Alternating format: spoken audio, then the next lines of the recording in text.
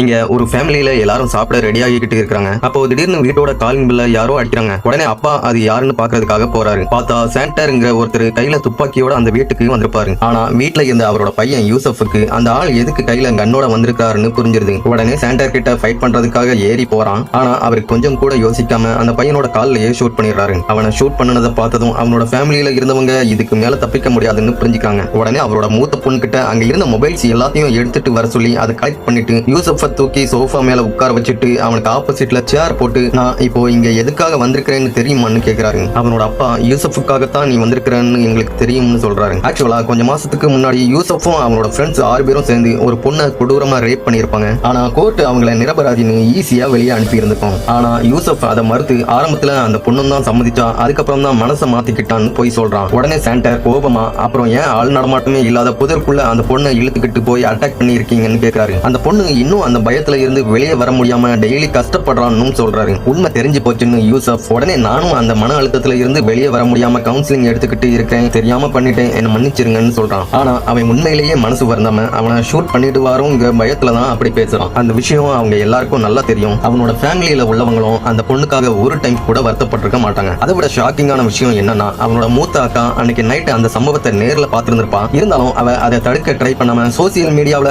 இது அந்த பொண்ணுக்கு கண்டிப்பா தேவைதான்னு போஸ்ட் போட்டிருந்திருப்பா. ஆனா சாண்டர் கேட்கும்போது நான் அதை இப்பவே டிலீட் பண்ணிடுறேன்னு பயந்துகிட்டே சொல்றான். இதுக்கு மேல அவங்களோட எக்ஸ்கியூஸ கேட்க விரும்பாத சாண்டர் போன் பண்ணி அவனோட ஃப்ரெண்ட்ஸ் 6 பேரையும் உடனே இங்க வர சொல்லுன்னு யூசப் கிட்ட சொல்றாரு. ஆனா ஆரம்பத்துல யூசப் அவனோட ஃப்ரெண்ட்ஸை காட்டி கொடுக்க முடியாதுன்னு சொல்லிடுறான். அதை கேட்டு சாண்டர் கடுப்பாகி ட்ரிகர்ல கையை வச்சதும் வேற வழி இல்லாம அவனோட ஃப்ரெண்ட்ஸ் ஒவ்வொருத்தருக்கா கால் பண்ணி உடனே அவனோட வீட்டுக்கு வர சொல்றான். கொஞ்ச நேரம் கழிச்சு டோர் பெல் அடிச்சதும் சாண்டர் யூசஃபோட அக்காவை போய் டோரை ஓபன் பண்ண சொல்றாரு. அவளோட பேரண்ட்ஸ் கன் பாயிண்ட்ல இருந்ததால உடனே டோரை ஓபன் பண்ண போறான். அப்போ அங்க வந்து அவனோட ஃப்ரெண்ட்ஸ் 2 பேரை உள்ள கூட்டிட்டு வர்றான். உள்ள வந்து அவங்க என்னாச்சுன்னு கேட்ட உடனே சாண்டர் அவங்கள கண்ணால ஷூட் பண்ணிடுறாரு. அடுத்ததா யூசஃபையும் அவனோட அப்பா அம்மா அக்கான்னு எல்லாரையும் லைனா போட்டு தள்ளிடுறாரு. அடுத்ததா அங்க வந்து அவனோட ஃப்ரெண்ட்ஸ் 4 பேரையும் ரூமுக்குள்ள கூட்டிட்டு வந்து ஷூட் பண்ணி கொண்டுடுறாரு. சட்டம் அவங்களுக்கு தண்டனையை கொடுக்காததால அந்த தண்டனையை அவரே கொடுத்துடுறாரு. ஆக்சுவலா சாண்டர் ஒரு பெரிய போலீஸ் ஆபீசர்லாம் கிடையாது. இதே மாதிரி கொடூரமான சம்பவம் அவரோட பொண்ணுக்கும் முன்னாடி நடந்திருக்கும். அதுல சம்பந்தப்பட்டவங்களுக்கு அவரால் தண்டனை வாங்கி கொடுக்க முடியாம கஷ்டப்பட்டிருப்பாரு. இந்த விஷயம் வெளியே தெரிஞ்சதும் பப்ளிக்ல நிறைய பேர் அவர் செஞ்சது கரெக்ட் தான் பாராட்ட ஆரம்பிக்கிறாங்க. இருந்தாலும் டிடெக்டிவ் ஹென்ரிக்கு அவரை சீக்கிரம் கண்டுபிடிச்சு அரெஸ்ட் பண்ண சொல்லி ஆர்டர் வந்திருக்கும். இப்படி